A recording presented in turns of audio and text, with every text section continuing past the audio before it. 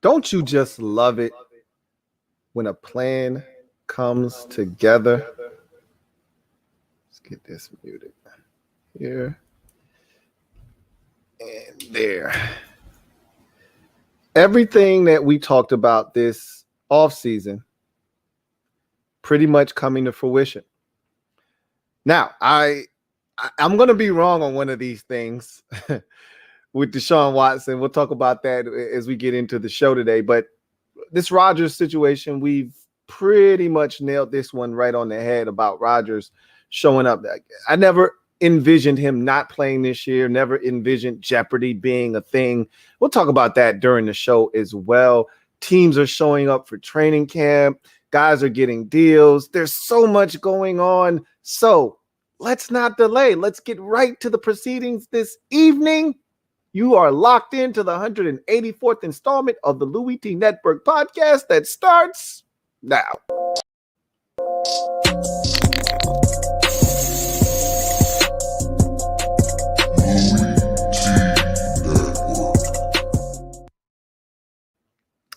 Welcome to the 184th installment of the LouieTeeNetwork podcast. I, of course, am your set man, Louie T. Thank you for joining me. If you are out there and you have the ability to hear my voice, please do me a huge solid and subscribe to the Louie T Network for more great content, including these podcasts. Turn on your notification bell so you don't miss a thing. And also make sure you touch that like button, as that helps this channel grow exponentially. So without any further ado, I am going to jump into the show today because I want to hear from you guys out there on various topics, including Deshaun Watson and his situation, Aaron Rodgers showing up with the Packers and them coming to a peace treaty. We're going to talk about that later on in the show. So many different moving parts as the NFL starts to rev up its engine for the 2021 season. All 32 teams will be in camp by tomorrow. So things are really starting to unfold and get into high gear. So I want to hear from you guys out there on all of the different topics, including the price it's going to take to get Deshaun Watson. Is it worth it? Do you envision any way, shape, or form he could play this year? And then some. I'm going to open the floor to you guys during the social media maneuver segment. And again, anything you want to talk about, fire away. Use the hashtag LouieTLive to have your comment read. You want to jump to the front of the line? You guys know how to do that. Super chatting is the way to do that. So again, if you're out there, want to have your comment read, use the hashtag LouieTLive. You want to jump to the front of the line, super chats are the way to get that done. Start lining your comments up, and we will get to those a little bit later on in the show. But as we always do, start this show with a gem dropping session. Let me drop this gem on your melon. Open your mind, let your conscience be free. You're now rolling with your man, Louie T double E. Let me open you up, get you thinking a little bit. We're going to start this show off with the Deshaun Watson saga in Houston. We have an update. The first time we've really had any news on the Deshaun Watson topic of discussion in quite some time. It's really been quiet on that front, and for good reason. A lot of things needed to play out in the criminal justice or the court system, I should say, because really I don't want to bring criminal justice into this because there have been no criminal charges filed to this point, only a bunch of civil suits. So you want to let the court system kind of, figure things out. We know they move at a snail's pace, but even with that said, the Texans have been going about business, and we talked about this, and I said, man, they sure do look like they're preparing for life without Deshaun Watson. I was one of the people that said, I can't see any way that they trade Deshaun Watson because you can't replace a Deshaun Watson in this league at his age, at his position. It's just impossible to do. I've talked about this in various sports, especially the NBA. It's impossible to get equal value for a superstar. You can try to get as many picks as you want. You can try to do all of these different things. You can't replace a superstar in the NBA. It's impossible. And I think we've never seen this before. We've never seen a quarterback at this point of their career. The guy is literally going into the prime of his career. Deshaun Watson is 25 years old, I believe, 25, 26. He is literally going into the prime of his career, and he wants out. We've never seen this before. We've never seen a quarterback this good at this point of his career changing teams. We've never seen it. If a quarterback is this good, teams usually hold on to that guy for 12, 13, 14, 15 years. That's just how it goes.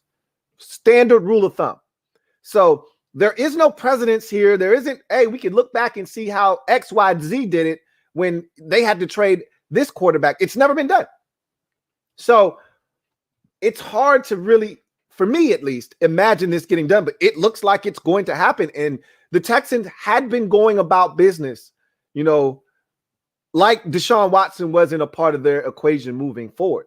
All the moves made, including Tyrod Taylor as a placeholder this year until they can find themselves a young quarterback. They drafted a young quarterback this year, if you recall, in the 2021 NFL draft.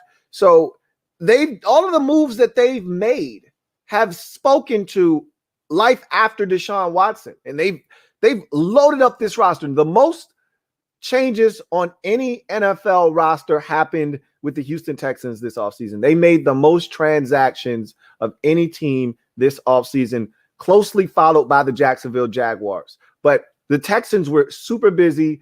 Nick Caserio, their new general manager, quickly got in and wasted no time revamping and reorganizing and reshaping that not only front office, but more specifically the roster. And so it looked like they were preparing for life without Deshaun Watson, but I was like, I'm still kind of sketchy.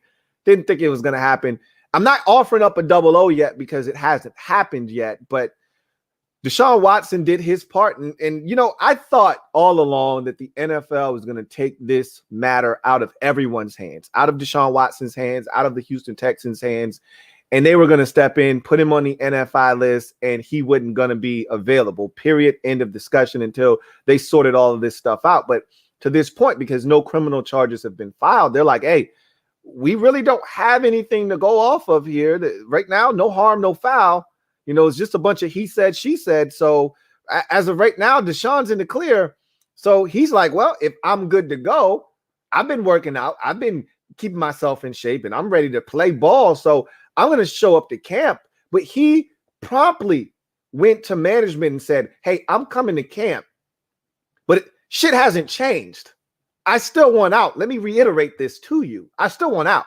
I'm not playing another snap for this organization. So find me a new home, make it happen, and let's move on. You go your way, I go mine. So the Texans finally came to the realization is, okay, this shit's over. And now they're like, okay, we're ready to do business with somebody. All right. The league hasn't done anything yet. Deshaun showed up. We didn't know if he was going to show up, which is why we didn't want to engage in a trade. We didn't think he was going to show up. Well, he showed up. So now our lines are open. Hit us up. Now, before you call us, okay, want to let you know, before you call us, we're looking for 3 1s, 2 2s, and we're looking for a defensive starter. I'm sorry, look, don't kill the messenger. I'm just letting you know this is what we're looking for. If you got what we're looking for, hit us up.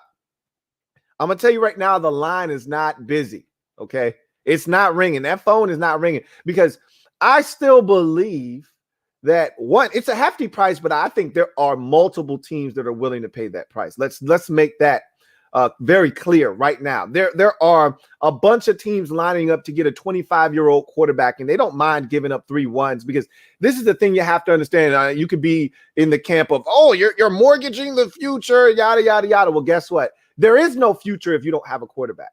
And he was like, well, you could use one of those first-round picks to find your quarterback. Well, if it were that easy, then you would have already had a quarterback by now, okay? It's not easy, and the beauty of Deshaun Watson, unlike an Aaron Rodgers or one of these veteran quarterbacks like Matthew Stafford, is the beauty of his situation. He's young. You're getting him for the next decade plus potentially, okay? That's why the Texans are like, look, it's killing us to do this shit. We don't even want to do this shit. But because we have to, somebody's got to pay. And we're not trading him to a team that's going to have him on a lease for the next 3 to 5 years, like you would with an Aaron Rodgers or with a Matthew Stafford, where you're like, the future's limited. We got to win now. We might have a good, 3 to 5, maybe 7 years in the case of a Stafford left of good ball out of this guy before he calls it quits. With Watson, the future, you can't even see the end of his journey. Okay, the guy, like I said, is 25, 26 years old. He could play conceivably for the next 14 years. He'd be 40. If Brady is setting the new standard in the league and he plays to about 45, Watson could literally be playing for the next 20 years. You know what I'm saying? And the Texans understand that. And so they're like, look, it's a hefty price. No one's ever paid this kind of price before, but no one's ever been in the situation that we are currently in, where we've got to trade away a franchise quarterback at the age of 25. So, yeah, it's unprecedented territory, but we understand the situation, and that's why the price is so damn high. Someone is going to be willing to pay, but here's the problem. The price isn't the issue. It's a big, hefty price, but it's not the issue. I know of 3 or 4 teams that would do it in a heartbeat. The issue is we still don't know what's going on with his situation. And if I'm going to give up that kind of haul, I need to know that he's been cleared of any wrongdoing. The league is going to steer clear of suspending him. And I'm going to have this guy ready to go, his services available to my franchise the minute I trade for him. I've got to know that. And nobody can be reassured of that right now. And so if the Texans were to give a discount, taking all of those things into consideration, then I think a team would step up and make the deal happen right now. But because of the fact that the league doesn't have enough to go on, Watson claims he's innocent. People are out there, women are out there claiming he's not innocent, and there's still a lot of ground to cover in this entire process in the civil courts. Because of all of these things, teams have to be leery of spending that kind of draft capital and potentially giving up a defensive starter to the Texans to get Deshaun Watson in exchange without knowing what the future, the immediate future is. Because I don't think this has, long-lasting ramifications down the road 4 or 5 years from now. I don't think that's the issue. I think the real issue is in the immediate future of the right now 2021 and potentially leaking into the 2022 season. We've talked about this on the podcast already, where there could be an instance where Deshaun Watson does not see an NFL field until 2023.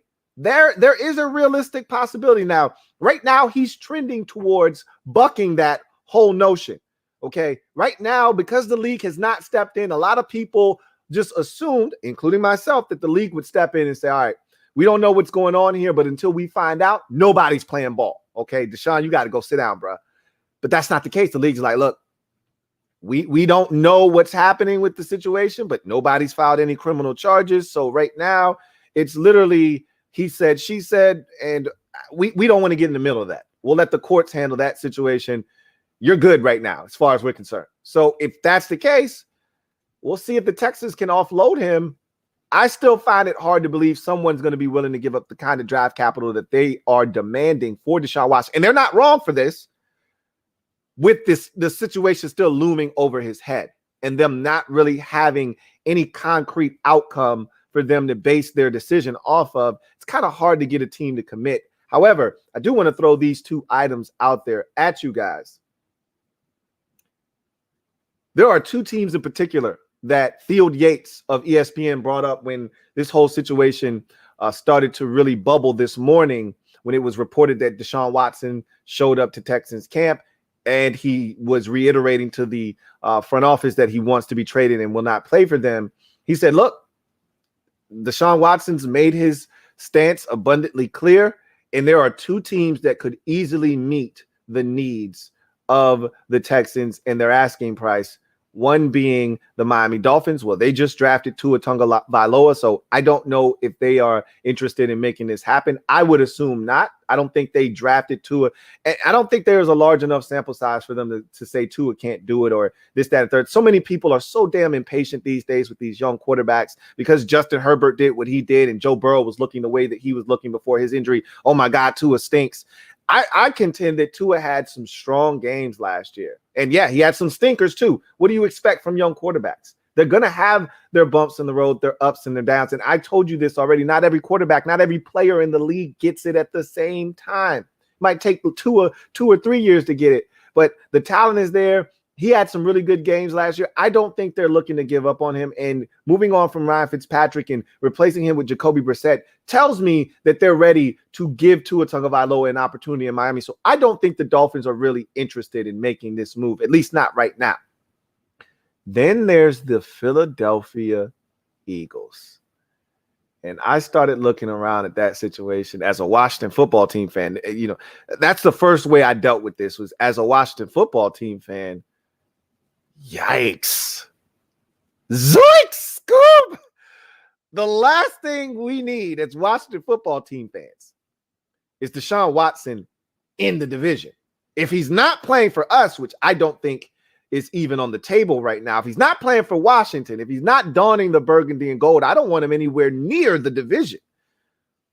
Could you imagine having to play Dak Prescott twice, having to play Deshaun Watson twice, and if Daniel Jones is any good, having to play him twice? Shit, we can't even beat him now, and we think he stinks. And he's 4-0 against us. Lord knows what happens if he actually figures it out and he's actually good with all the weapons they have.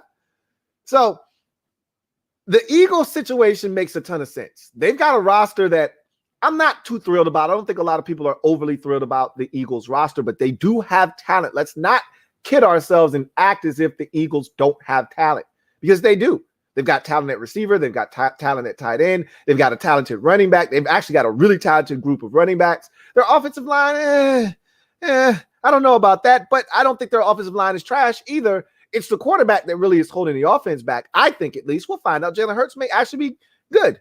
I think he's going to stink, but we'll see. At the end of the day, the defense is hit or miss with the Eagles. But if you put Watson on their team, now they are the prohibitive favorites to probably win the NFC East. If they're not the prohibitive favorites, they're right there with Dallas. And they are now a contender in the NFC conference. They're not Super Bowl contenders. I don't think they go to the top of the line. I don't think they supersede or jump over and leapfrog the 49ers or the Rams or the Seahawks or the Packers or the Bucks. I don't think they jump over those teams, but they're in that conversation now, in that second wave, So it's a lot of different conversations to throw around. But if you put him in an Eagles uniform, and again, we play this game, but you put Deshaun Watson in any team with a quarterback quandary right now, you put him in any one of their uniforms, and it takes them to a different level. Just like what we talked about with Matthew Stafford. You put him on a good playoff quality team, all right, caliber type of team, you insert that kind of quarterback, they're now Super Bowl contenders. That's why the Rams are right there in the Super Bowl contender conversation in the NFC, because they added a top-level NFL quarterback, a top 10 quarterback in Matthew Stafford. You would be adding a top 5 quarterback in Deshaun Watson. I know that's a lofty claim for some of you, not for all of you. A lot of you like, you damn right he's top 5. I've said this already. He's top 5. And I don't know what order you want to put the quarterbacks in, but you can't find 5 better. It's Mahomes, it's Rodgers, it's Brady, it's Mahomes, Rodgers, Brady, Wilson, and then it's Deshaun Watson. That's the list right now. That's what it looks like. And then you can put everybody else wherever you want. I don't care how you jumble up the top 5, but that's what the list looks like. He's in the top 5 right now. So you get a top 5 quarterback at 25 years old onto your roster. It changes the outlook of your franchise for the next decade plus. And that's why the Texans are like, look, somebody's got to give it up.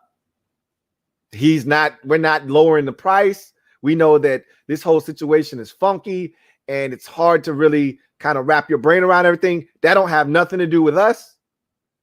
We got an organization to run. You want this quarterback that's going to change your franchise for the next decade plus. We need all 3 of them first rounders. We need a couple of seconds, and we would like a defensive starter.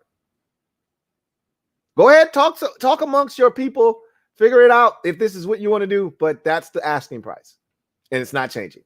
So I find it really interesting that they wait till now when they had all offseason.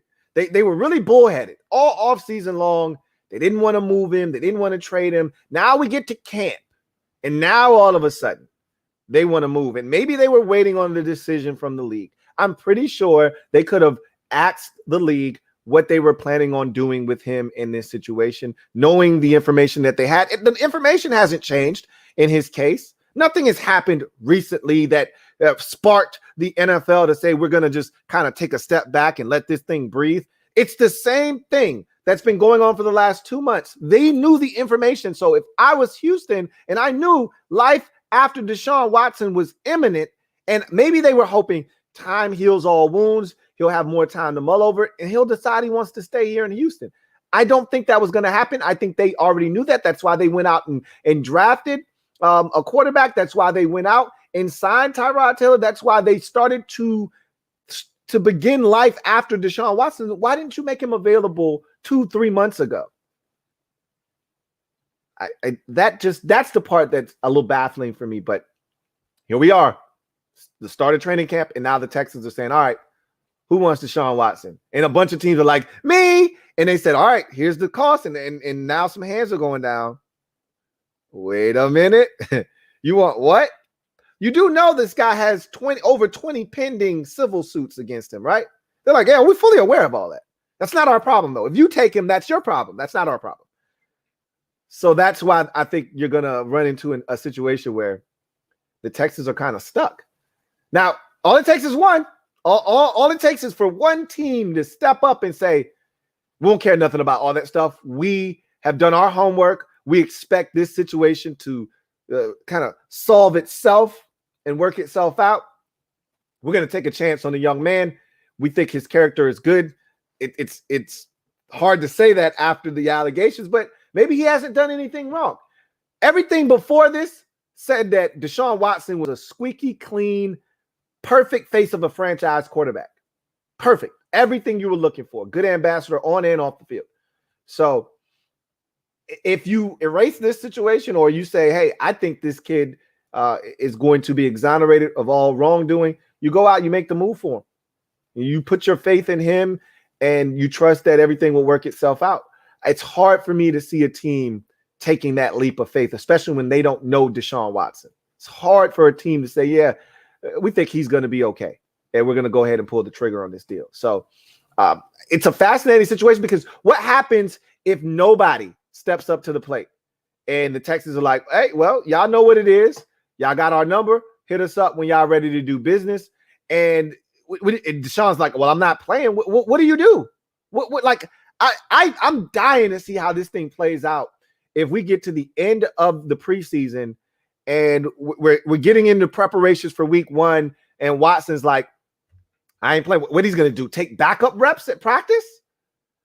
And Tyrod Taylor's going to be their starter? What happened? Tyrod Taylor is going to get hurt, okay? It is inevitable. He will get hurt at some point. What are they going to do? Skip over Watson and go to the next guy? He's going to refuse to go in? Is he not going to be active on game days? Like, what will happen? Like, this is a fascinating situation, but the Texans are hoping it doesn't come to that. They're hoping someone bails them out and gives them what they're looking for so they can move on, wash their hands clean of the situation, and be done with it.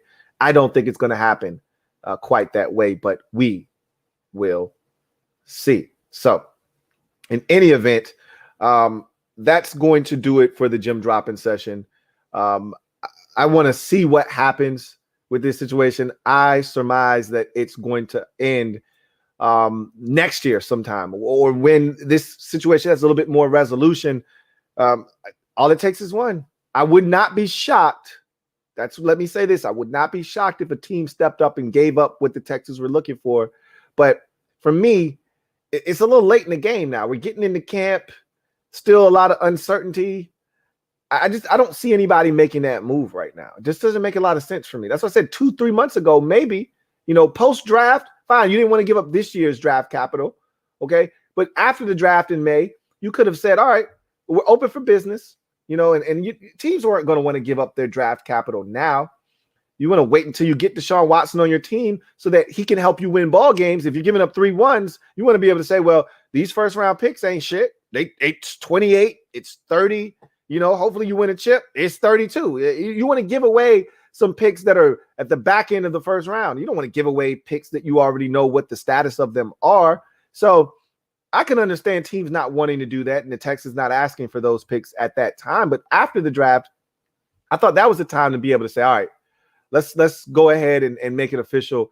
He wants out still. We're moving on. Doors open. Phone lines are open.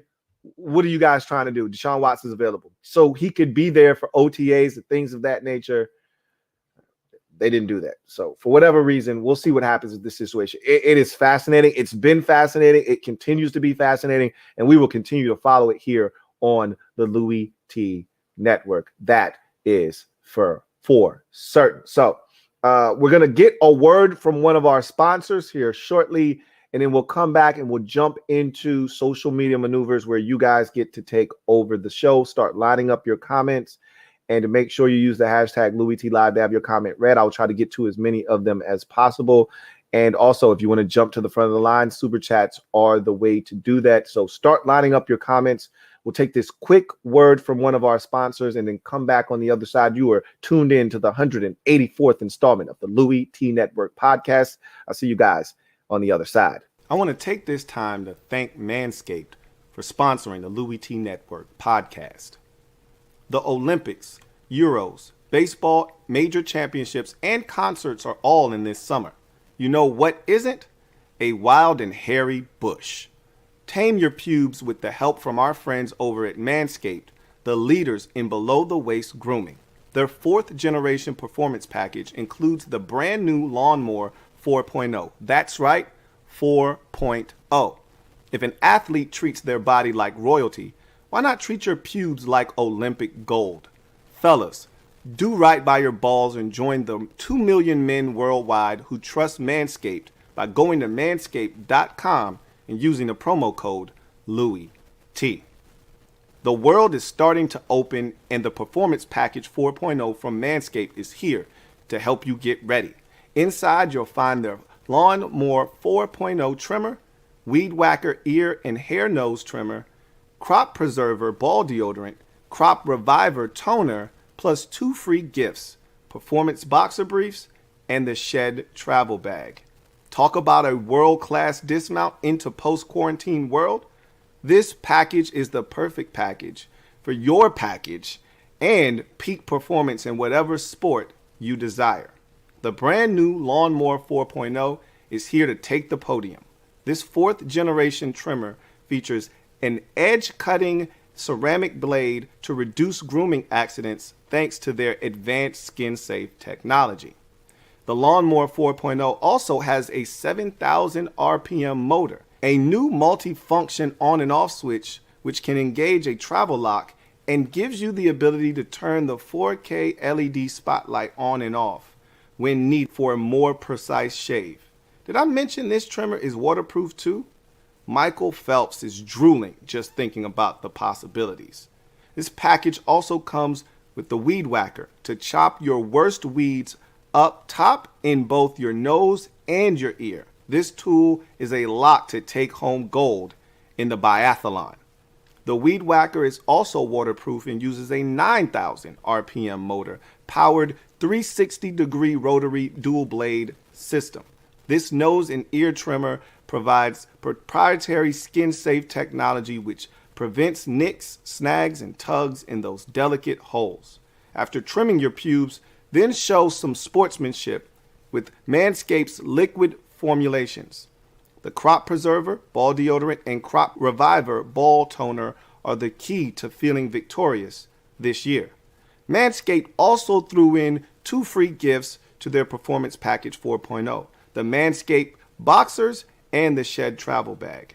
So with all that said, head over to manscaped.com and get 20% off plus free shipping with the code LouieT.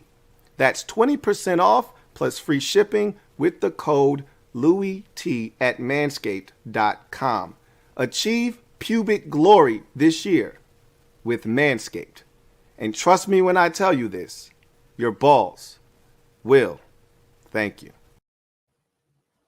So welcome back to the 184th installment of the Louie T Network podcast. I, of course, am your set man, Louie T. Thank you for joining me. If you are out there, I want to take this time to ask you to subscribe to the Louie T Network for more great content. Turn on your notification bell so you don't miss a thing. And don't be afraid. It does not bite and it doesn't cost you anything.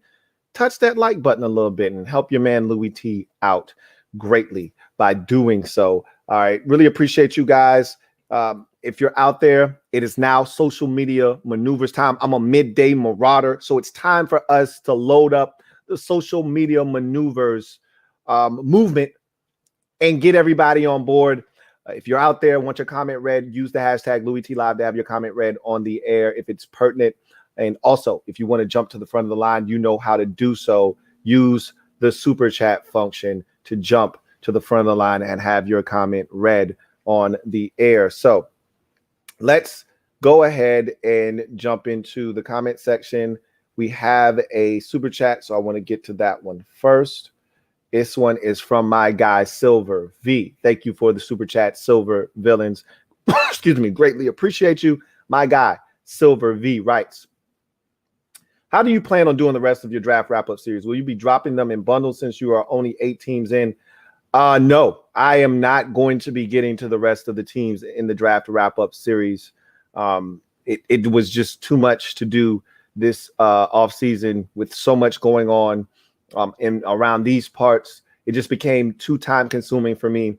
The hope was for me to be able to get to more prospects prior to the draft, and that just didn't come to fruition. I don't think it's going to happen next year either in terms of me getting to the prospects because I'll have some more things going on and that I'll probably notify you guys about at a later date and time. So as of right now, the draft wrap-up series is on hold. And I've talked about this on a previous show that the draft wrap-up series, when I first started, was one of my most viewed programs on the Louie T Network. But it has waned in popularity over the years.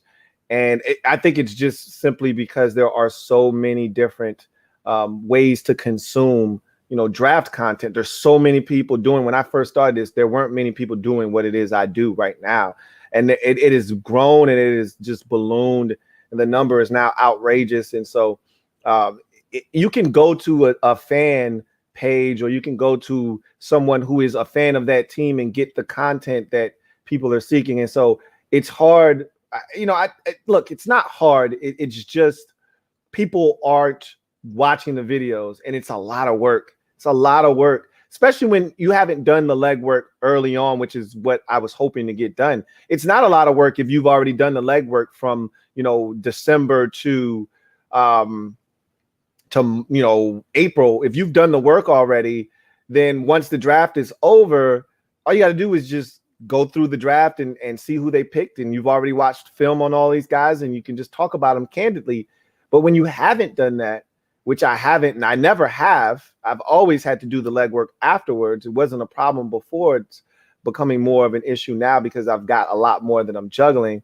It's just not worth my time. If people aren't going to watch, if I'm going to put out a video that I spent days upon days working on, hours upon hours, and I'm only going to get 372 views on it, and that just doesn't make any sense to me. So I'm going to have to find a more efficient way to get this stuff done. If I could just watch the prospects beforehand, and I'm going to try my hardest to get it done next year, then the draft wrap-up series will be revived and it'll be alive and well. If I can't get to those prospects before, then it just doesn't make any sense for me to be able to do it because it's very time-consuming and the time spent isn't being paid off in the amount of views that these videos are getting. So I know that's not what you want to hear, but that's the sad truth of the situation right now. Silver V, thank you for the super chat. Greatly appreciate you. So I'm going to run through these comments real quick, pull out the ones that are noteworthy and get to those real quick. Let's see what we have. Got one here from Mike Lowry who says, great deal for Allen. Loving the way the front office is working these days. Hashtag Ron's plan. Again, Ron Rivera and company starting to show all of the things that they've been talking about It's one thing to talk about culture. It's another thing to actually show examples of changing a culture. This is one of them by re-signing one of your own, a former first-round pick in Jonathan Allen. Today received a 4-year, $72 million extension with $30 million of it guaranteed for one of the anchors of that defensive line and one of the leaders of that football team. We all knew that all the people that have been following the team for a very long time, that this was one of Rivera's guys, one of the guys that he viewed as a foundational piece, and that he was going to ultimately be re-signed. They wanted to get it done before camp. I thought it would get done before camp. We were getting dangerously close as camp opens tomorrow. And they finally, I told you, deadline spur action. And so they got up against a hard deadline. They knew they wanted to get this done before training camp got underway. They got it done. And so now Jonathan Allen is a happy man and a much more handsomely compensated one, as well, as he is the first of what I think is 4 guys along that defensive line that they would love to reach extensions with over the next 3 or 4 seasons. We'll see what happens. Got a comment here from my guy Gunny Man. Thank you for the comment. Gunny Man writes, the fellas down here in Norfolk got one question. Where them tees, bro? So I got a solution for you. I got a resolution. I was able to get with my guy. The Ron's Plan t-shirts are now available on the site. So just click the link down below of this video and every video that I do. That'll take you to the Print Champs website. And the Ron's Plan t-shirts are back available. So if you missed out on the first wave, they are now available once again. So there you have it. I told you I was going to work on it for you. I was able to get that done. They are back available, and have at it. So there you have it, Gunny Man. Got one here from Charles Hardy, who says, since Houston said they need a 5-piece deal, put together a 5-piece package to send to the Texans for Deshaun Watson. It sounds easy in theory, put together that 5-piece and give them what they're asking. But again, it's not that simple. If there were no off the field accusations levied at Deshaun Watson, that 5-piece would have been sent their way already. Somebody would have already jumped up, sent them the 5-piece, and they would have kept it pushing. But because there are so many different layers to this, it makes this situation so much more convoluted and tougher to organize a deal, because there are a lot of factors that go into making this deal happen. And there are things that you just don't know how they're going to turn out. And it makes it hard to part ways with 3 1s and 2 2s. I mean, put yourself in that position. Even though you want Deshaun Watson bad and you know what he can do for your organization, it's hard to overlook the fact that this guy may not play football for you this year. And there is a realistic possibility, although probably not very high, but it's a realistic possibility that exists, that he may not be able to play for you next year, depending on how things turn out, pending the outcome of all of these civil suits. He may not be able to play for you next year. The league may have to step in and say, hey, we can't allow this guy to be guilty out here in these streets and then let him play ball for us. We got a shield to uphold and protect. And so you got to know, you got to have some reassurances here. Like, hey, if I trade you this and some shit happens, I need one of my first round picks back. And I know the Texans are like, we ain't giving you shit back. All sales are final. So there are so many different things that have to transpire here that I don't think teams are comfortable with right now. And then the asking price doesn't make it any easier to make this deal happen. So it sounds good in theory. Hey, just give him the 5-piece. Get Deshaun Watson. What's the discussion about? It's not that simple when you look at all of the surrounding factors looming over this deal. So Captain Spartan says, are we really sure Justin Fields is the guy? Every time Ryan Pace trades up for someone, it doesn't end well for the Bears. Leonard Floyd, Trubisky, now they just traded Anthony Miller. We don't know, but we don't know with any of these quarterbacks who they are when they get here. You can only project what they did in college and how that translates to the NFL game. A lot of people think that Justin Fields is different from all of these Ohio State quarterbacks that have failed in the past. We will see if that does come to fruition or not. But the Bears, they don't have anything to lose. They haven't had a true franchise quarterback in Chicago for quite some time. You know, I don't know if the Bears fans count Jay Cutler. I don't know if they viewed Trubisky's short run there as obviously they don't. That's why they've moved on from Trubisky to this point. They don't have a guy. They haven't had a guy. They want a guy, and they hope that Justin Fields is the guy. We could talk about Ryan Pace's track record, and we could hold that against him, or you could just say, let's see what the hell this young fella Justin Fields has. And maybe this will be the one that turns it around for Ryan Pace. Or maybe this will be the final nail in his coffin that finally gets him canned in Chicago, and they will be then looking for not only a brand new quarterback, but a new GM to boot, and a new head coach probably as well. It'll be a trifecta if Justin Fields doesn't work. But he just got here. You know, that kind of conversation doesn't need to be had right now. He literally just got here. So we'll see what happens with Justin Fields and whether they got it right or not. Obviously, they didn't get it right with Trubisky. Gregory Lightbody, thank you for the comment, who writes, you think Allen got overpaid, and do you think we pay Payne next? No, I don't think he was overpaid, because what you have to think about, and a wise man once told me, today's overpay is tomorrow's discount. Okay. It's a deal in the future. So even if you thought that this was too much, the salary cap is going to go up every bit of potentially $27 million in the offseason. Goes from $181 million to potentially $208 million. A deal like this, if you insert the inflation of the cap going up, this deal is probably north of $80 million. Now you're talking about a 20 per year on average deal. I think this is a great deal because, one, you needed to get it done before the season, because Jonathan Allen is one of the most consistent defenders we have. If he goes out and has 11 and a half sacks this year, now this number that he just signed for, this isn't going to get the deal done. This is laughable. This is where the deal starts. This is where the conversation starts, not ends. So you just want to be out in front of these things. You know, I'm always a proponent for getting it done early. You know, like the Eagles did with Carson Wentz. I thought it was a great move by the Eagles. You know, Wentz was playing at a high level. They thought they had their guy for the next decade plus. Ultimately, it didn't work out. They had a lot of issues there. Wentz had his own set of issues, but they did the right thing.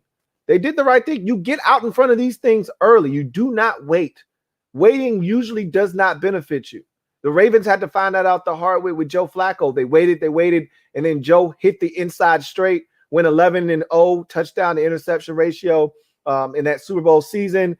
And then they had to essentially gut the entire roster to sign Joe Flacco to a long-term deal, and it didn't benefit them any. So you don't want to wait.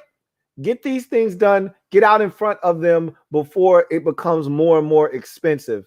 I love the deal, and I think they did the right thing. Rich, my guy Rich, says, lots of new news. Or he said, lots of news today. Love the Allen deal. Let's go get Watson for 3 firsts. And Brandon, I want to keep him, but it's business. And did you see the Grizzlies trade? I did see the Grizzlies trade. I haven't been able to dive into it, but I heard they did the trade because there's a player at 10 that they're targeting, but that's something that I'll be able to get into as the week progresses. I think they want Brandon back too, but again, like you said, it's a business. I don't anticipate him coming back, but we'll see what happens. And then finally, it's going to take more than just 3 ones to get Watson. And it's not as simple. First of all, I've said this as a Washington fan. I don't think Ron Rivera is looking to add a guy like Deshaun Watson because it goes against everything he said from a culture standpoint. And Ron has made it abundantly clear. He's not sacrificing character, for play on the field. He's not going to go and get a guy that is a hell of a talent, but off the field, he's a character risk, an issue. He's already said that that's not how they're building this. That's why Michael Parsons was never on their board. They were never going to draft him. He could have fallen to them at 19. They would not have drafted Michael Parsons. So what I'm telling you is, I'm not saying Deshaun Watson's a bad guy, but the perception right now is that he's got some issues off the field. That may not be the reality, but the perception is enough that I think that particular organization is going to steer clear of him. And we know their issues in the past.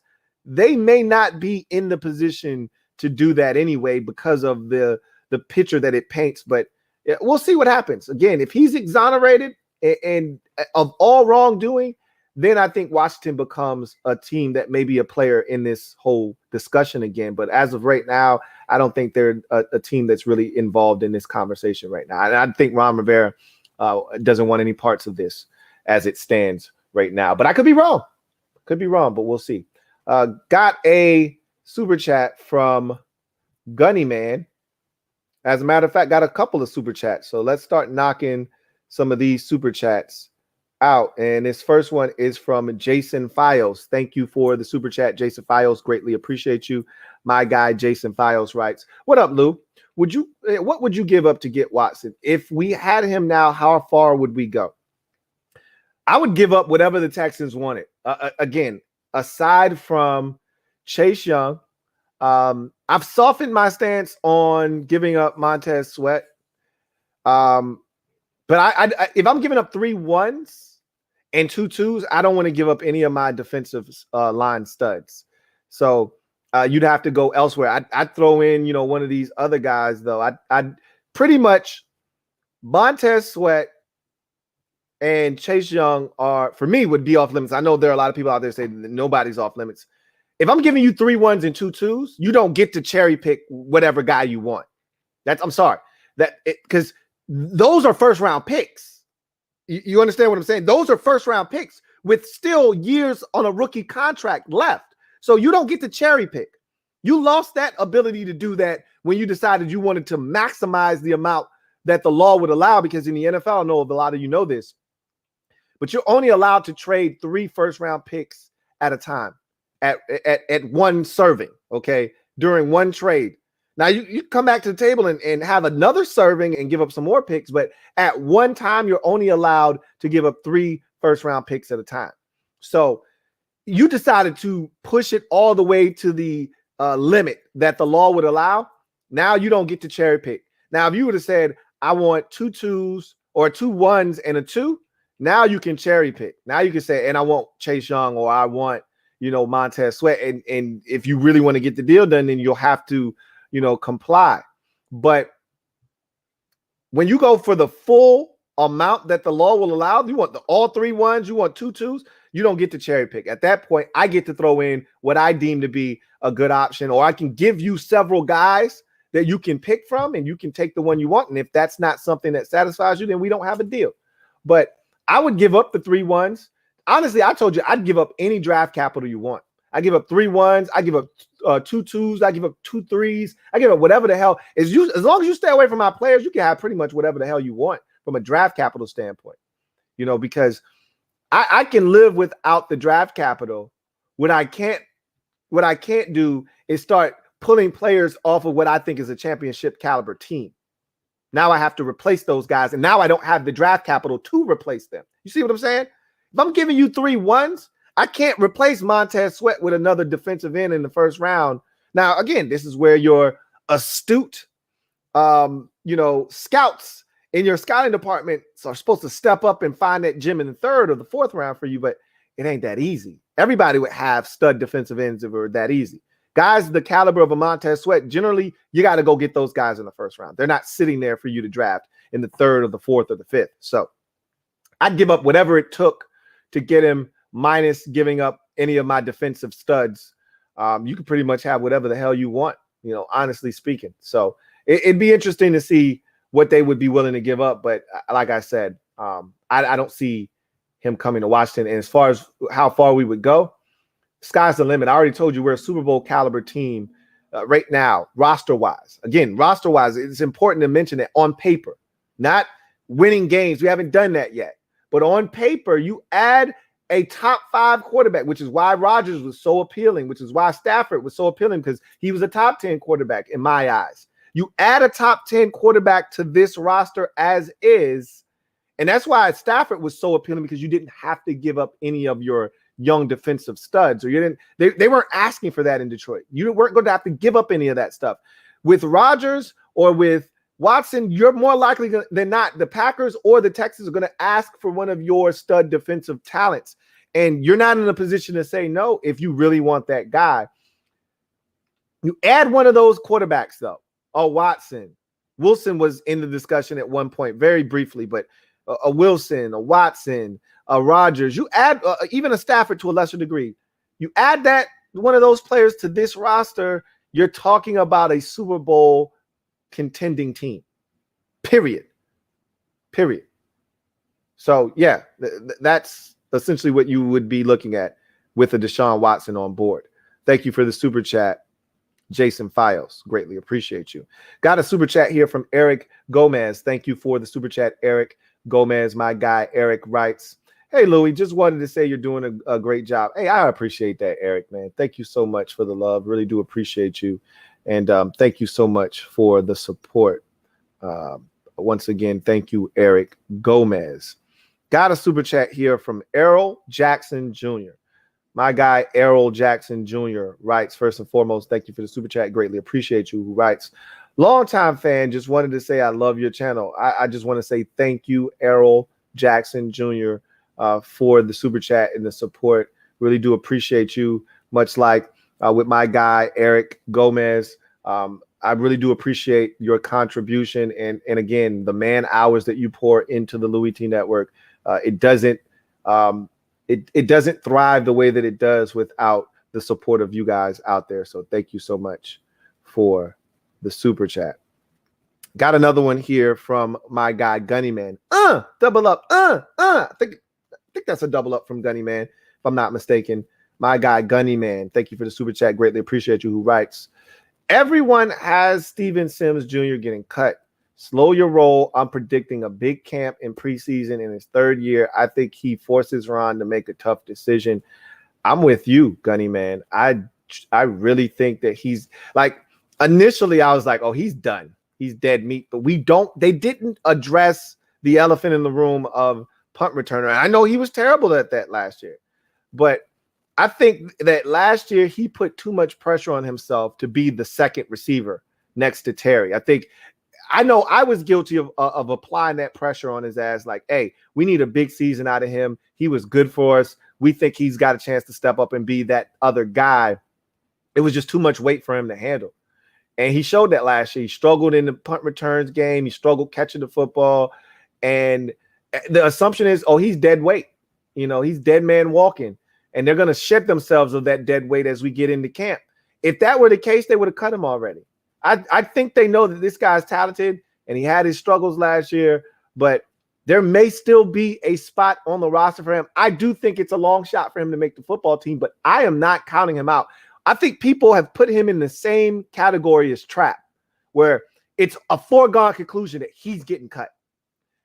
I think it's more likely than not, he is going to get cut. I do not think he's going to make the football team. But unlike people, I think Troy Apke is done. There is no way he can make the roster. I don't put Steven Sims in that category. He's not that far off. I don't think he's making the football team, but anything is possible. And I do think there's an outside shot that he can make the team, but he's going to have to do everything you said. And then there has to be either an injury or two or some disappointments in camp that allow him to ascend. He can't just make it off the strength of he had a strong camp in preseason. That's not going to be enough. He's going to have that happen in conjunction with some things that fall his way that open up the lane for him to be able to get inside and make the football team. But I'm not discounting him wholeheartedly like some people are, but it is going to be a tough go of it for him. I do not think he's going to make the roster. Let me just make sure I say that for sure. Thank you for the super chat, Gunny Man. Let's see if we got any more super chats. I think that was the last one, and it is. So let's go back to the comment section and see if we can find some more comments real quick. Here we are. Rich says, also, I see the Texans aiming high, but realizing that they will end up low and say it was worth trying to finesse, and he won't have trial this year, so he might play. Well, anybody that's ever been in a negotiation before, you don't ask for what you ultimately are willing to settle for. You ask for something higher, and if someone reaches that, then you say, "Oh, didn't think I was going to get that. Cool," and you jump at that deal. But more likely than not, you ask for something outrageous, or you ask for something that's a little bit higher than what you expect to get, knowing that the other side is going to then try and talk you down into what they feel like is a reasonable ballpark. And that may be exactly what you're looking for. So Texas may start out at 3 1s and 2 2s, and they may ultimately be looking for 2 2s or 2 1s and 2 2s, or 2 1s and a 2. And so you started 3 1s and 2 2s, and you may ultimately have someone come and talk you down, make them feel like they're getting a deal at 2 1s and a 2. That could be the case too. I think the Texans are like, nah, this isn't us trying to finesse anybody. This is us acknowledging the fact that this dude could play for you for the next 12 years. He's 25 years old. If we're giving that up, we need to be compensated for it. This is painful for us. This isn't something that we want to do. This is like pulling teeth. We don't want to do this. So if we're going to do this, we've got to do as much as we can to make us feel better about doing this. And the only way you do that is to extract as much value out of this deal and out of Deshaun Watson as you can. And I think that's why they are going to do it. So we'll see what happens there. Got another super chat. This one is from Deshaun Bell. Thank you for the super chat. Excuse me, Deshaun Bell. Greatly appreciate you. Deshaun writes, "Hey Lou, do you think Gibson will have a Pro Bowl season?" Pro Bowl is a lofty goal, one that I think he should be setting for himself. But with all the backs in the NFC, I don't think that's going to happen. Obviously, you got CMC coming back off an injury. He's chomping at the bit to tear the league a new one. So I'd like to think that he's going to have a monster year. So there's him. Obviously, you've got Dalvin Cook. You've got Alvin Kamara. You've got Aaron Jones, who's a freshly signed extension in Green Bay. I think there are, Ezekiel Elliott, even though I don't think he's going to be able to do the damage that he once did in Dallas because of their offense with Mike McCarthy, but you never know, So Saquon Barkley's coming back off of injury. There's so many running backs in the NFC. That said, could he put up a Pro Bowl caliber season and be in that discussion? Absolutely. And I'm actually expecting that. If he's healthy, he's going to be a big-time contributor for this football team and one of the better contributors at the running back position in the NFC conference. But will it be enough to catapult him to Pro Bowl status? I don't know, especially if guys are willing to go. Or if, last year they didn't have a Pro Bowl, maybe they say we're not doing it again. And if they do that, then there's no reason for guys to opt out. So then you won't have the third alternate that gets the Pro Bowl nod, which you've had in the past. So it's hard for me to see him being a Pro Bowler, but I wouldn't rule it out. I would not rule it out. Got a super chat here from Joey Nelson. Thank you for the super chat, Joey Nelson. Greatly appreciate you. I am assuming that there was a mistake made here. I'm just going to read this comment from you, Joey. And you super chatted $10. So I really do appreciate you, Joey. So I'm going to read this comment right here from Joey Nelson that says, "You should get all of your Washington football team YouTubers and should make a video promoting Red Wolves' name. If you all do that, Jason Wright and company will notice, will get a lot of views. Street Scores most viewed." I don't care enough to do it. That's the problem. I think if you're passionate about that, I only try to do things that I'm passionate about. I can't fake it. That's not how I'm wired. I don't care enough that if they name the team Red Wolves or not. And, if Street Scores is passionate about it, if somebody else and they want to do videos about that's cool. That's great. More power to them. I don't care what the name is. Honestly, I've said that a million times. I don't know what they're going to name it. I don't really care at this point. I just want to win football games. That's really where I'm at with mine. So in order for me to get on board with something like that, I would have to care. And I don't care. I don't care enough because we've been through, I will never be attached to a name like I was with the Redskins moniker. It will never happen. I don't care if this next name is Fire. And it literally the Washington Fire, like something dope. Because even Fire sounds dope when you say it like that. I never even thought about that. But I mean, even if the name was something that everybody universally praises and says, man, that's a hell of a name. And the logo that accompanies it, all of that stuff, the rollout, the branding, all of it is A+. I still won't love it nearly as much as I did Redskins. And I won't be as attached to it as Redskins. Over time, I may have a warm, soft spot for the name, but it still won't rival Redskins. I won't be as passionate for another name. So, yeah, I like I said, that wouldn't be me, but other guys can get together and do that. And this is the thing. They already have a name. Don't fool yourself into thinking that they don't have a name already. They already have the name. They like a video that we put out wouldn't change anything because the ball's already in motion. They already know it. They can't tell you that we're going to have everything done by 2022 if they didn't already have that stuff and they were already setting up all their dominoes to knock down in 2022 when they're ready to announce the name. They've got to be ready for the whole rollout. Name, logo, all the likeness that goes with it, all of the different patents and trademarks. They're getting all that stuff lined up now. They can't wait to do that stuff. So nothing that we do at this point is going to change what they have already decided. So thank you for that super chat though, Joey Nelson. Let's see if there are any more comments here that I want to get to. Captain Spartan real quick says, keeping the Eagles talk. I think it's funny. Steven Nelson was complaining he wanted big money and then signed for $4 million. Deshaun Hall has fizzled out of the league. Cravon LeBlanc to the Dolphins. I mean, sometimes you get humbled as a player. You think you're worth XYZ, and then the rest of the league speaks, and you realize, all right, I got to prove it to him. So you take a 1-year prove it deal, and then you hope you ball out this year, and then you get the money that you thought you should have gotten the first time. So that it happens all the time. We see guys overprice their market, overinflate themselves in their market and realize, damn. I mean, you could argue it happened with Le'Veon Bell. He thought he was going to get more than the money he got with the Jets. He had more money on the table with the Steelers, opted to take the money with the Jets. His career really was never the same after that. So sometimes dudes do that. And it's not like he got chump change with the Jets, but still, we see it all the time where guys overprice themselves out of their market and ultimately have to settle for a prove it deal. Gregory Lightbody says, since Rodgers is negotiating a deal to make him choose what place he wants, you think he'll choose Washington?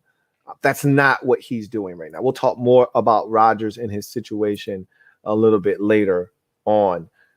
Captain Spartan says, what took D.D. Westbrook so long to sign, and how do you think he'll do on the Vikings? Also, Saints just signed Chris Hogan, so now they have more wide receiver experience in the room.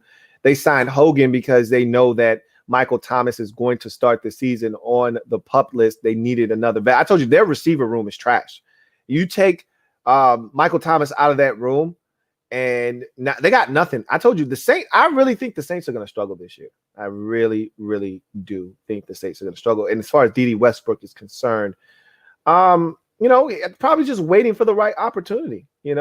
He's a talented football player, but he hasn't had a ton of success to this point of his career. There weren't 8 teams beating down his door, but I do think there were multiple teams interested, and he picked the right team. The Vikings, after Justin Jefferson and Adam Thielen, they have zero depth behind those two guys. So he picked the right team. So I think it was just about finding the right fit, and I think he found that with the Minnesota Vikings. And I do think he will be, if he's healthy, he will be an immediate contributor for the Minnesota Vikings because, as I just mentioned, they have literally nothing after those two receivers. So they could use another guy, and D.D. Westbrook could ultimately be that guy for them. Let's see. Got some more super chats here. So I want to take those. Super chats are. This first one is from Metaphor. Thank you for the super chat, Metaphor. Greatly appreciate you, my guy. Metaphor writes, just in, Colts have new names. Guardianapolis Colts. I should have known it was going to be Trollville, USA with you. The Colts don't have a new name, guys, but the Cleveland Indians do in Major League Baseball, and they are the Guardians. We talked about that on the last podcast. Got a super chat here from Deshaun Bell. Double up. Thank you for doubling up, Deshaun. Greatly appreciate you. Deshaun Bell writes, do you think my Redskins Chase Young jersey will be worth big money? And I date Michael Burton's sister. He plays for the Chiefs now. They play us October 17th. Yeah, and I think he, at one point, I don't know, I don't think Burton played for us. He might have played for us. Anyway, do I think that the Chase Young Redskins jersey will be worth big money? It could be. It's a novelty item. It will be, at least down the road. And if you've all it takes, and I've always said this, something is only worth what someone is willing to pay. You keep it in pristine condition, right? Don't wear it 1,000,000 times, wash it 1,000 times.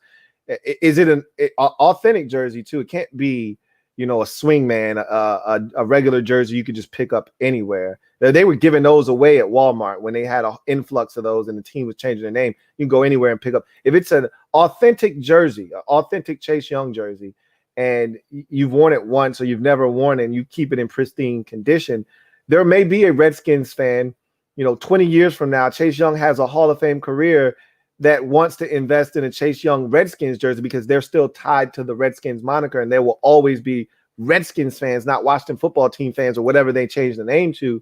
Yeah, your jersey could be worth something. But if it's a regular, replica jersey, nah, I don't think anybody's going to pay big money for that. So anyway, I digress. Thank you for that super chat, Deshaun Bell. Gunny Man, thank you for the super chat. And that was this is the double up.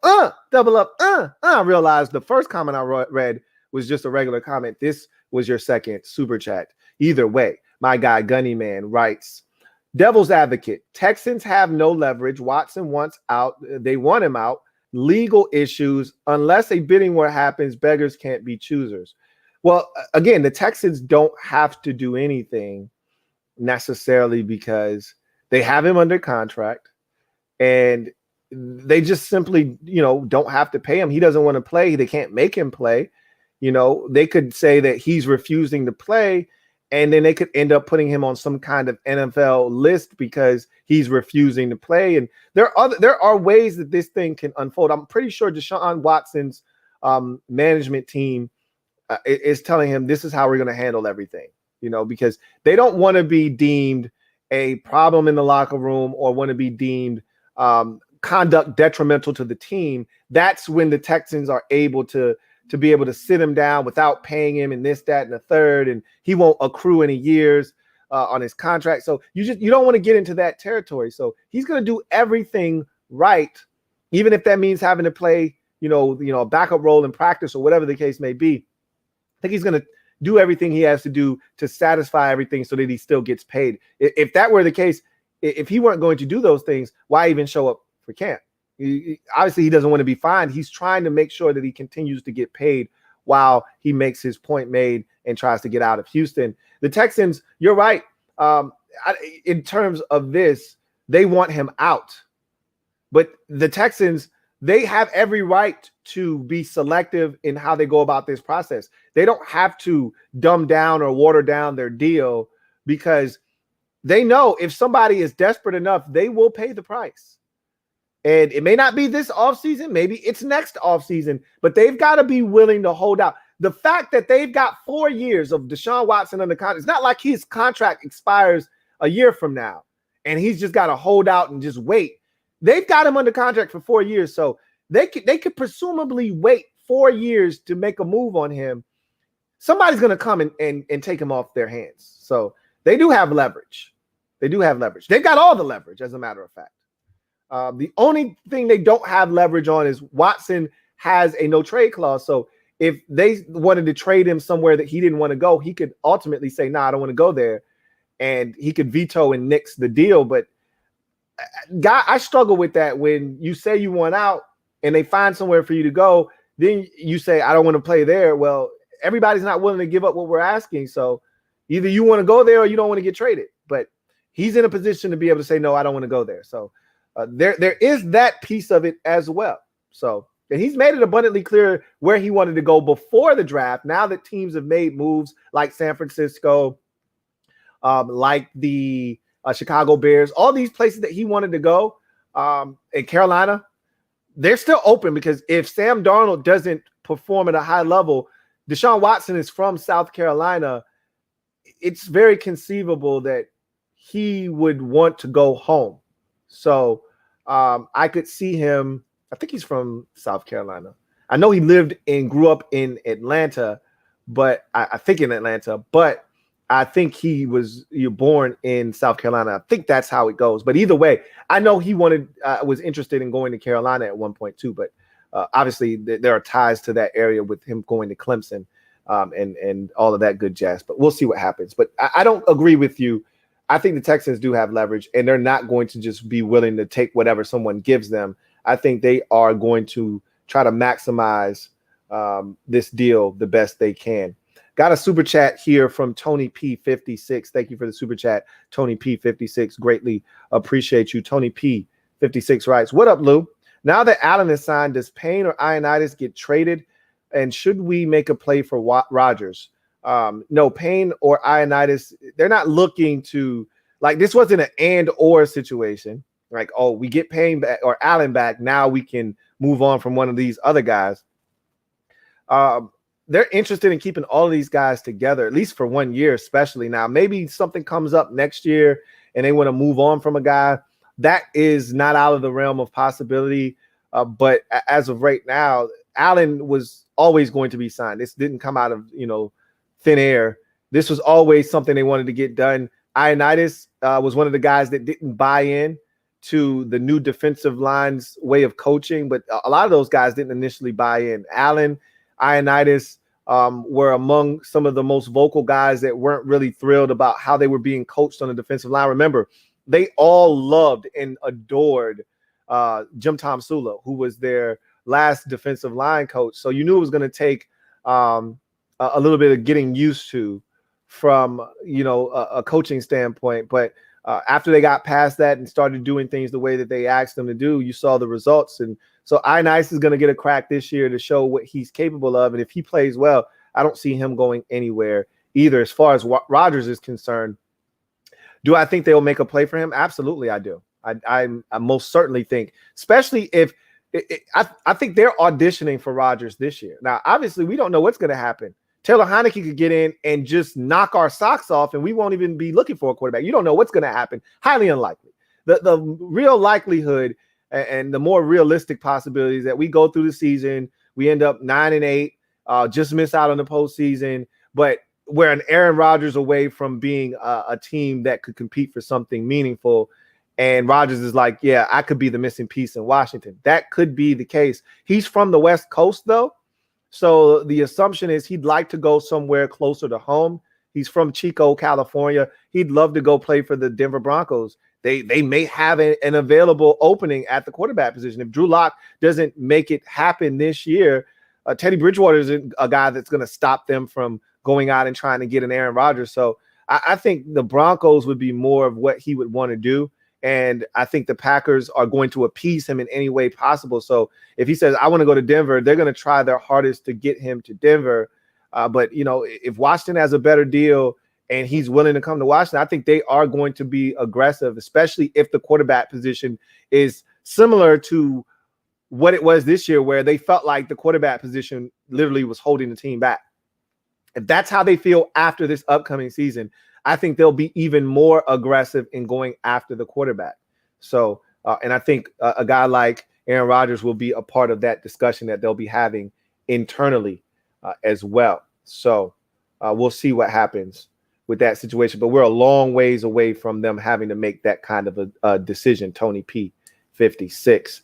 Fat American US. Thank you for the super chat, Fat American US. Greatly appreciate you. Fat American writes, don't know if you've already discussed it, just got here, but your thoughts on John Allen's signing. I did an entire video on that already. So if you want to check that out, you can. I'll quickly just recap some of my thoughts, though. We saw this coming. I talked about this all off season that this was going to get done. I posted about it on IG about a month and a half ago about like it's inevitable that the extension is coming. It's not a matter of if, it's a matter of when. It happened. To me, this was a no-brainer. He's one of Ron Rivera's guys. Ron has made it abundantly clear that, you know, the guys that he feel like are foundational pieces are going to be here. And John Allen clearly made himself one of those guys from the jump. And so this was a foregone conclusion. They made it happen. I'm glad it happened.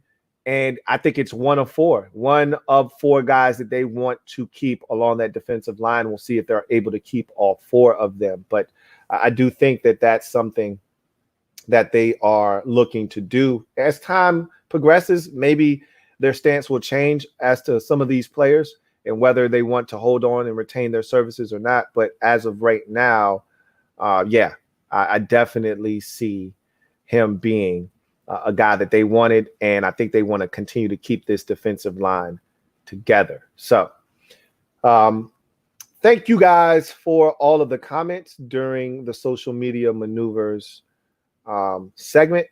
We are now going to transition to our final segment of the show. You already know what it is. Garbage time. So for garbage time, I simply wanted to talk about the Aaron Rodgers situation in Green Bay. I told you, I find that situation fascinating. We've talked about it ad nauseum here on the Louie T Network podcast. I told you we were going to continue to follow that situation as it develops. Well, we got another development in that Aaron Rodgers, Green Bay Packers standoff. And I told you already, and you know I love patting myself on the back whenever I get a chance. And I had already said this from the jump that, and I'm probably going to be wrong about Deshaun Watson. And I said from the jump that I didn't see him getting traded. And I said Rodgers, I didn't see him getting traded either. But I was more definitive on Aaron Rodgers than I was on Deshaun Watson. I waffled on Watson a couple of times. Like, oh my God, he really wants out. He may get traded. Things started to heat up. And then when all the shit hit the fan with all of the sexual misconduct stuff off the field, that's when, you know, I said, okay, this is going to really cool that off a bit. But with Rodgers, I'm like, there's no way the Packers are trading Aaron Rodgers off of an MVP season. We've never seen it in NFL history.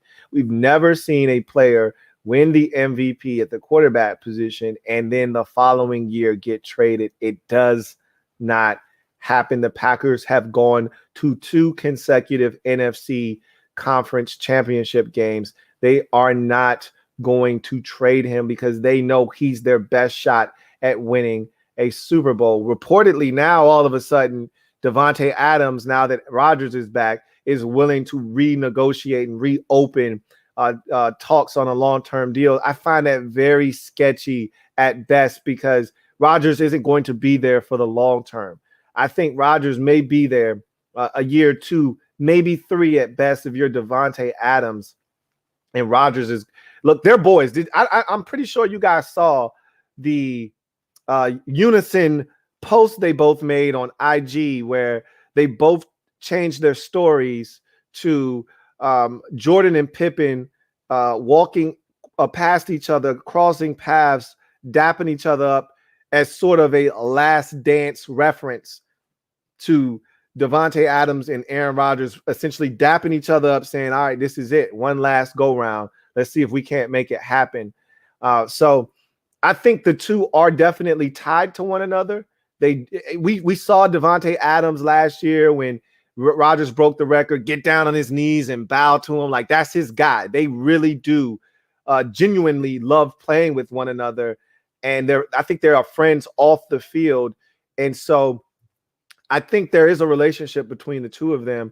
But I don't think that Davante Adams is foolish enough to think that he should sign long-term with the Packers going off of what Aaron Rodgers says at this moment, because Rodgers is good right now. Rodgers 3 months from now could feel like, I can't wait till this season's over and get the hell out of Green Bay. And if you're Davante Adams, you just signed a 4-year extension to stay in Green Bay, and now Rodgers wants out and he's gone after the season. Like, you don't want to put yourself in that position. If your only reason for staying in Green Bay is to play with Aaron Rodgers, then you should be essentially on a year-to-year contract with the Green Bay Packers. Essentially, that's how you should be playing it. You got 1 year left on your deal. I'm pretty sure he wants more money. This is why he's thinking about, signing a long-term deal, because that last year of his deal, while it's probably good money, it's not great money. He probably is like, I need to get paid. I need to get paid right now. Well, then sign a 2-year extension or a 2-year deal. Rip up the deal you're currently on. Sign a 2-year deal or a 1-year extension, that keeps you here. But you want exit ramps. You want ways to get out. If Aaron leaves, I want to be able to go. I don't know if they're going to do something like that. I just find it hard to believe that all of a sudden now that Aaron Rodgers is finding a way to come together with a peace treaty with the Packers, that all of a sudden now Davante Adams is like, all right, I'll do a extension with you. I'll do a 4-year extension. I don't know if that's the case or not, but the Rodgers thing is interesting because I've said all along he was coming back to Green Bay. They weren't going to trade him. He wasn't going to sit out a season. He knows his best. Look, he wants to do what's best for his legacy as well. His best opportunity to win a Super Bowl is in Green Bay this upcoming season. Now, next year, that could be somewhere else. That could be in Washington. That could be in Denver. That could be in Carolina. That could be in a number of different locales. He could have a better shot of winning a chip somewhere else after next season. But right now, as it stands, we're this far into the offseason and training camp is upon us. His best opportunity to win with familiarity with the system and the players around him is Green Bay. For his legacy, he needs another Super Bowl. He doesn't want to just be a one-and-done quarterback. You want to elevate yourself past Drew Brees.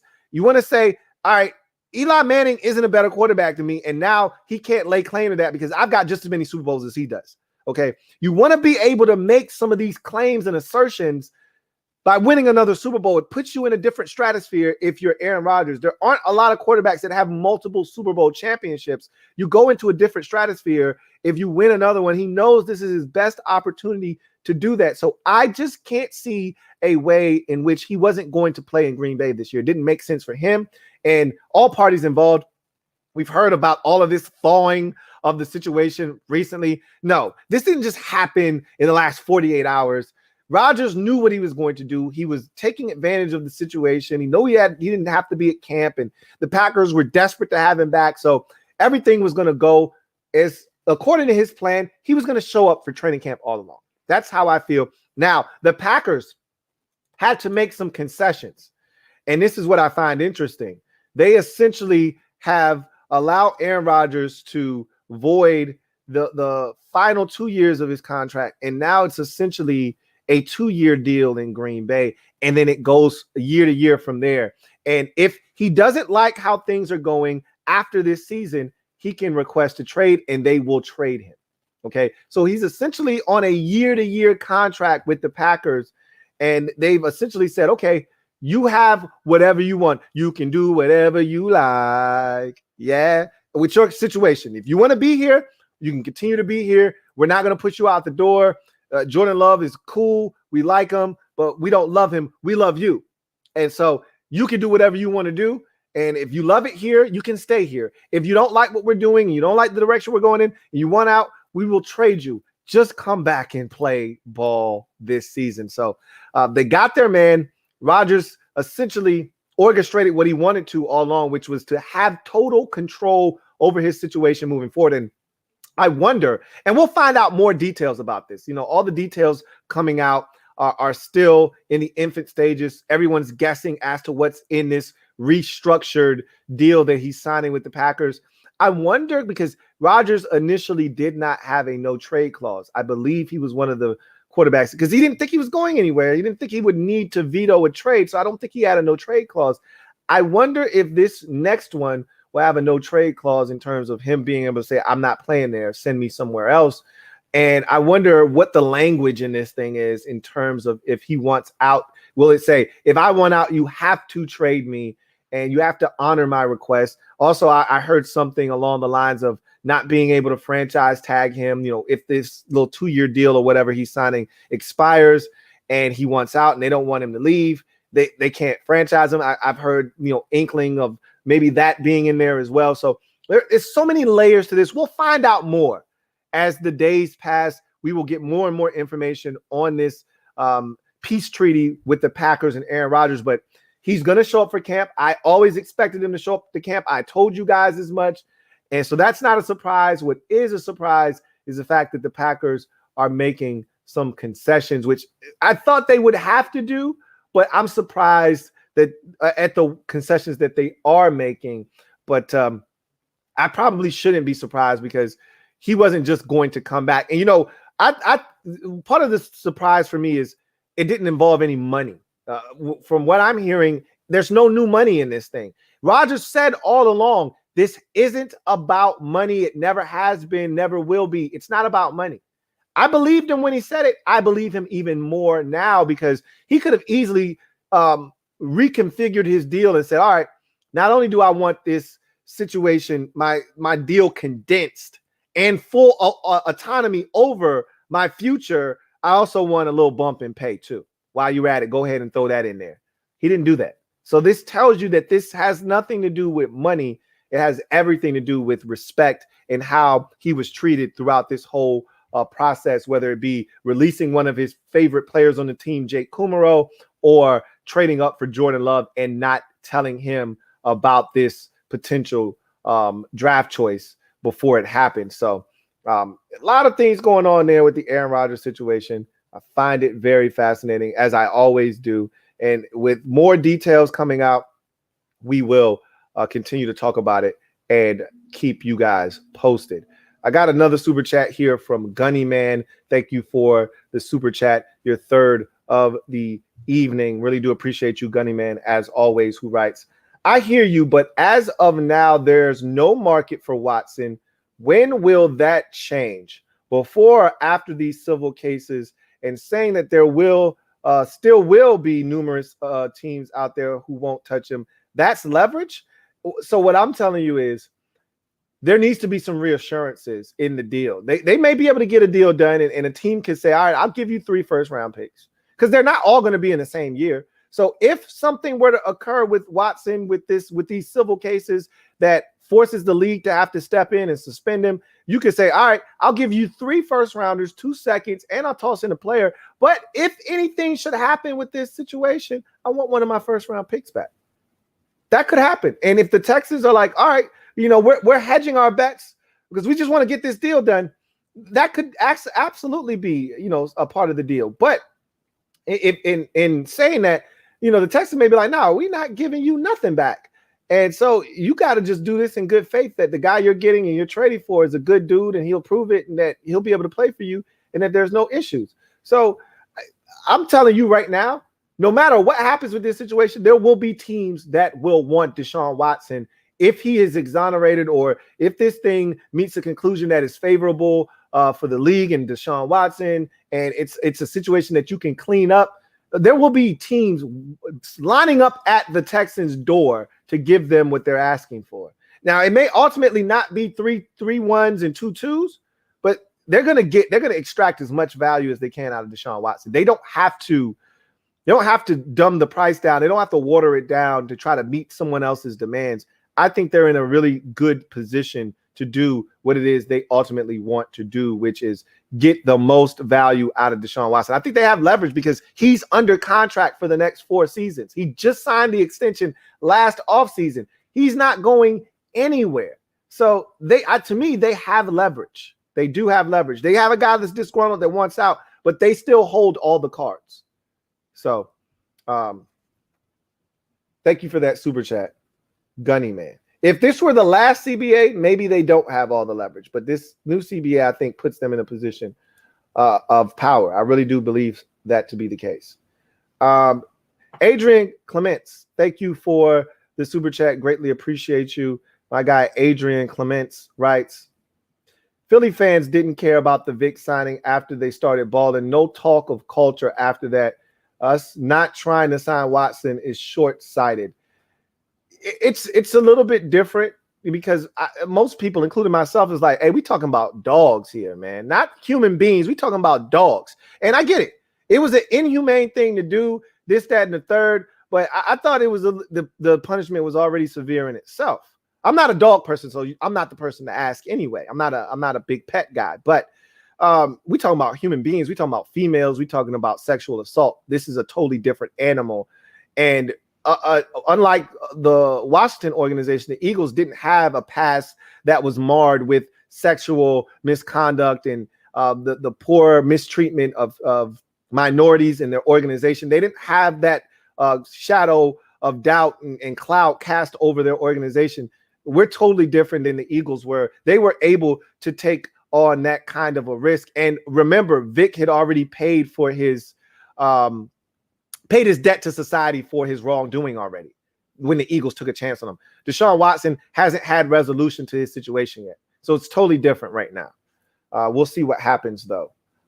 Again, time will be the best thing for all of this to kind of transpire. Time will be the thing that really helps a lot of this be expedited.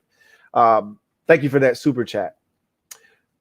Russell Keaton writes, first of all, thank you for the super chat, Russell. Greatly appreciate you. Russell Keaton writes, I don't know why, but I can see the Falcons traded for Watson. It would take Matt a couple of firsts and a second, like the Stafford deal. Well, Matt Ryan is untradeable right now. If they trade him, it would count like $45 million against their cap. So they're not trading Matt Ryan right now. I don't know what it is next year, what it looks like next year, but I don't think they're in a position to trade Matt Ryan this year or next year. I think next year is a lot less painful, but I think it's still painful next year as well because they just signed Matt Ryan to that extension not too long ago, like maybe 2 years ago. So I don't think they can get from under that right now. Even trading him still hurts them. It does not help them. But I don't think the Falcons are in that discussion right now. But we could see. You never know. I wouldn't count anybody out. I told you there are a lot of teams that will be lining up at the Texans. This is why I disagree with Gunny Man. If this thing gets settled, there are a lot of teams that would be lined up, and the Texans are in a position to wait to see how this goes, to then maximize the value that they would net from a Deshaun Watson. Gunny Man, thank you for your fourth super chat. Greatly appreciate you. My guy, Gunny Man, writes, Rodgers to Packers. It's the principle of it, Smokey. Absolutely. It's the principle of it. We knew it was going to happen, man. We knew it was going to happen. So it's definitely the principle of it. Smokey? Got to have it. So anyway, I digress. Thank you for that super chat, Gunny Man, as that will take us down home stretch and wrap up the 184th installment of the Louie T Network podcast. Remember, I am going to be out of the office from Wednesday until Sunday. So I'll be back next week on Monday. So there will be no more podcasts the remainder of the week. This was a one and done situation, but I am looking forward to chopping it up with you guys next Monday when I return. And there should be a bevy of topics to get to. We'll probably have to do another one of these social media maneuvers because there'll probably be so many topics, or it'll be, in case you missed it, one or the other. But in any event, look forward to chopping it up with you guys when I return from my vacation. In any event, this was a very, very fun show. Looking forward to chopping it up with you guys when I get back. Until then, you guys, make sure you take care of yourselves. Be safe. I'm going to try and do the same as I head on this quick vacay. Make sure that you continue to support the Louie T Network by making sure that you hit the subscribe button if you haven't already done so. Turn on your notification bell so you don't miss a thing, and also hit that like button. I want to send a shout out real quick to all of my mods out there. Thank you for continuing to keep the peace and also continuing to keep the structure of the Louie T Network chat going strong. Really do appreciate you guys for all that you do. With that said, I'm going to glide to the side, allow you guys to enjoy the rest of your day. There will be more content coming out of the channel, however, although I will be out of the office, so stay tuned for that. If you're a CCS subscriber. I just uploaded a new video over there. More content will be coming out all week on that channel as well. So keep your eyes peeled for that too. With that said, I am your man, Louie T. I am getting out of here. Get off the bench, get in the game, and kick it with me, your man, Louie T. Until next time, you guys have a good one. LouieTeeNetwork.